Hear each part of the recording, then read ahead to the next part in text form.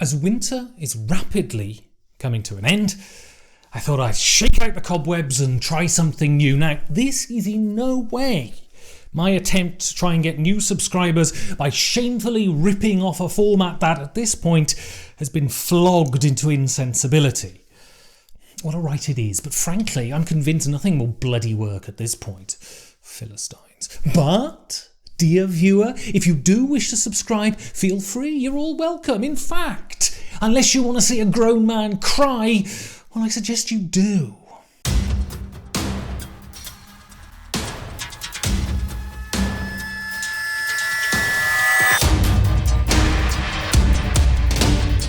So, I'll get this out of the way up front. This list won't contain the two big space 4X games. In the case of TI4, it's because I've tried to love it, but I just can't, and I haven't played Eclipse, so I'd be even more ill-informed talking about it than I would normally. Here are 5 games, though, that will leave you staggering from the table after you've played them, your head swirling with the stories just told. They weave narratives that are gigantic in scope and leave us feeling blessed that we live in times where these things exist. Sometimes there is a real joy in a small story told simply, and sometimes we want everything, a huge banquet to gorge on, and this is what these games offer. So, if you're in the mood for that, maybe try some of these out. Oh, and these are in no particular order, by the way.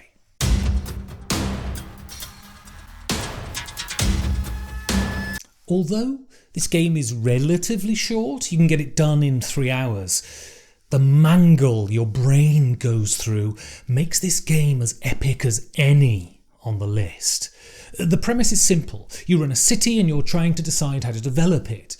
All you really do on your turn is place buildings on your map and decide if you can pay for them. Yet, from this simple decision, a huge garden of possibility blooms. You will make your city more habitable and profitable, but plague will also gallop through it, and if you're not careful, coffins could spill out into the streets. The true audaciousness of this game comes from the fact that you have no idea how you'll win at the start of the game. There are a choice of victory conditions that players can plump for at any time. But once you make that crucial decision, the race is on to get to yours before your competitors get to theirs. This is a game that can repeatedly smack you around the face, but get it right, and you'll be buzzing about it for weeks.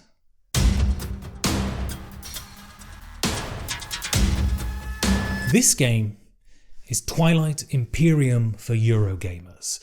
This is a game that starts you off in a tiny hamlet, and by the end you are swanking around in a massive, manure-stinking medieval burg. This is a debut design, and absolutely no punches were pulled in the making of this game. If indoor plumbing had been a thing when this game was set, there would be a kitchen sink for each player. In The Colonists, you are essentially seeking out the means to convert your resources into more valuable resources to be able to build the buildings to get even more valuable stuff. This is propelled by a travelling action selection mechanism that incorporates route building with worker placement. There are guilds you can join that confer special abilities and levels within those guilds that make you even more powerful. This is a game of cognitive endurance that will push you to the limit of your abilities. Still, you can only marvel at such raw audacity. There is a great feeling of accomplishment at the end of a game of The Colonists. Then you'll put it on the shelf for another 6 months, just to give your brain time to recover.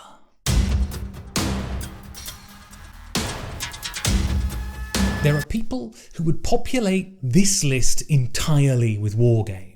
In fact, there is an argument that you could tell the whole human story through our conflicts.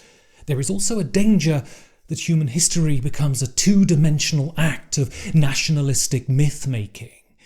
There is so much more to our particular species of hominid than who we've killed to get where we stand today. Gandhi is a game that transcends conflict and tries to tell the whole story of self-actualization. It tells it on a massive board and also with a rule set to match. There is no doubt that there are hurdles to get over, but once you do, the vistas that are revealed to you are breathtaking. The stories that are told here are timeless. The courage of non-cooperation, the gouges ripped in the soil of a nation by claws that refuse to let go. You can never tell the whole story of national liberation in a board game, but this makes a bloody admirable attempt. Players get to see through the eyes of the different factions. They get to try and understand the why of things. This is incredibly valuable. Gandhi tells you about courage and greed. It tells you about the value of freedom. It tells you about life.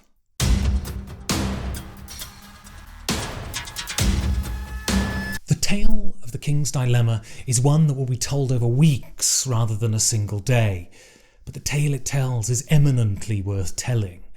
Mechanical complexity is foregone here to allow players to not only experience but guide a multifaceted story that ranges from the whimsical to the deadly serious. It's also a game that explores the limits of self-interest and if selfishness, when deployed correctly, can be a good for all. What is truly brilliant about this game, though, is how it facilitates the thematic aim of board games, feeling like you're doing what you're supposed to be doing. You really feel like a group of secret mandarins behind the throne, pulling the strings on the puppet king. You feel the ramifications of your decisions, and you really feel like a council, sitting around a huge table, hammering out the shape of your country.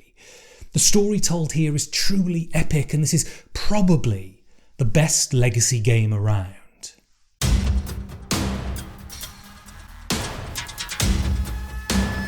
Build a city and watch it fall, all in 3 hours. City of the Big Shoulders is a wonderful fusion of a Eurogame and an 18xx that is stitched together seamlessly. There is none of the endless calculation of an 18xx, but all of the bite is there. This game is a simulation of capitalism at its predatory worst. The tragic exploitation of the workforce is here. The destruction of whole societies through greed is here. But this is not just an empty polemic.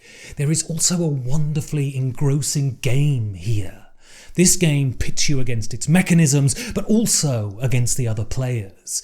Everyone can have a stake in your success and be instrumental in your downfall, and fundamentally, they want you to fail as much as you want them to. This is an economic game that shows us that the games we play with numbers are also games played with the lives of real people. You stand up from a game of City of the Big Shoulders with a warm feeling of time well spent.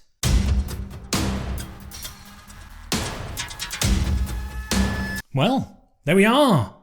These games will ensure that you have an epic experience. And tell me your epic games below and recommend me other topics that you'd like me to tackle. And don't forget to subscribe, and I'll see you next time for more 5 Games for...